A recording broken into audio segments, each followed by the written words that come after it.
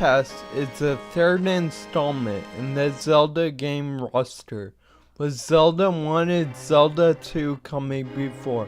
It is one of the first Zelda games to introduce the iconic blade, the Master Sword.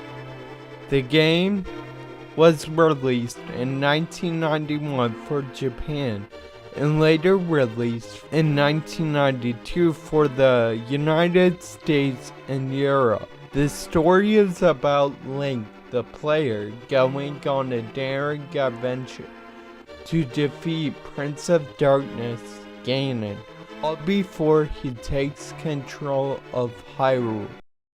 The game starts off by Link being woken up by his uncle, who's going to the castle to rescue the 7 maidens from the evil wizard Agathen.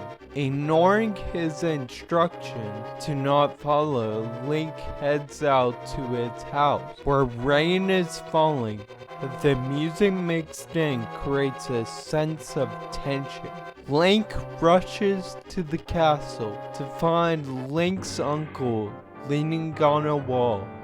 With his last seconds, he gives Link his sword and shield and tells Link to hide Zelda in the sanctuary. Link's uncle's sword is simple to use, with the sword mechanics behaving like the first game, but with a new ability, the spin attack. You eventually find Zelda behind bars. Once freed, Link heads to the sanctuary for the secret passage, where Link gets the first heart container. Once Link heads out, you are introduced to the land of Hyrule.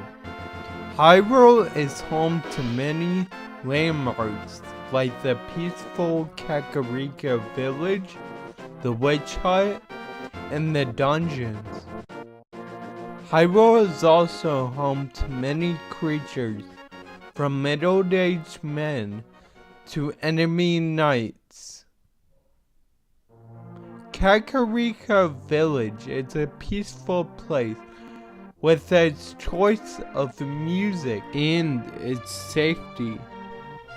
In the village, an old lady tells Link where to find the elder, Sahersala. Once found, he tells Link how to defeat Agathen by obtaining the sword that seals the darkness, the Master Sword. But before Link can retrieve the sword, he must collect the 3 pendants hidden in 3 dungeons. Dungeons are a big part of what makes a Zelda game a Zelda game. This game is no exception. The dungeons have many challenging rooms Link must traverse to encounter the boss and defeat it. The dungeons have 2 kinds of keys: small keys, which allow Link to open doors with small keyholes, and the big key, which allows Link to enter doors with big keyholes and open the item chest. The dungeon's boss have unique ways to kill it, such as using the dungeon's item. At the end of each Hyrule dungeon, Link obtains a heart container and a pendant. Once all 3 pendants are collected, Link can venture into the Lost Woods to find the Master Sword. Once found, Link pulls on the sword and it comes free, and Link can use the sword. The Master Sword works like Link's uncle's sword, but this time, if Link has all his hearts, you can shoot beams just like in the first game.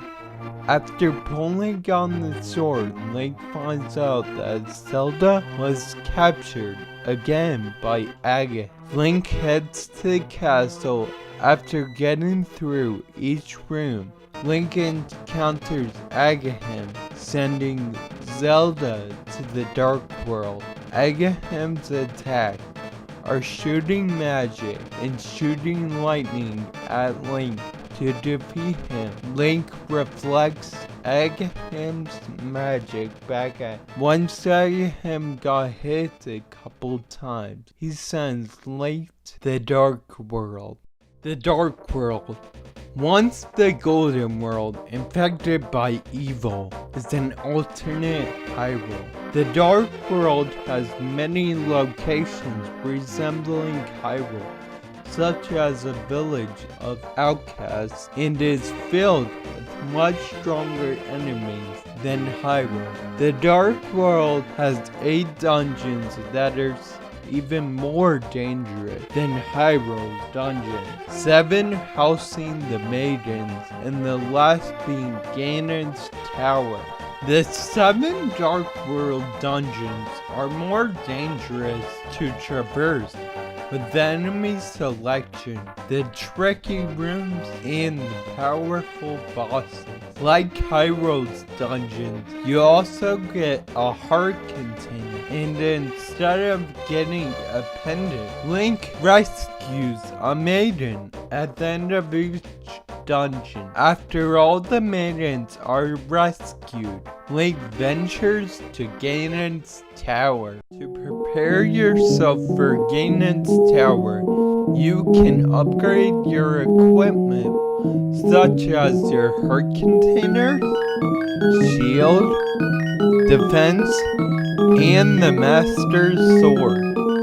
Upgrading the Master Sword is interesting, as the first upgrade is by finding the blacksmith's partner, and the second one being found in the pyramid by throwing your sword into the pond. After saving the 7 maidens, Link is ready to confront Ganon in Ganon's Tower. As Link makes his way up, he is attacked by vicious enemies and mini-bosses from the Hyrule dungeons. The tower also houses the final defense upgrade, the Red Mail. Once Link arrives at the top, he enters the boss room. But wait, this isn't Ganon, this is Agathim. The Agathim boss battle was similar to the first, but instead of shooting lightning, he has 2 fake decoys of himself. Once defeated, a bat flies out of Agathim to break a hole in the pyramid. Link jumps down the hole to find out it's Ganon, the Prince of Darkness. The Ganon boss consists of 3 phases. The first phase, Link must slash Ganon multiple times as Ganon teleports across the room while he throws his trident and summons Keese.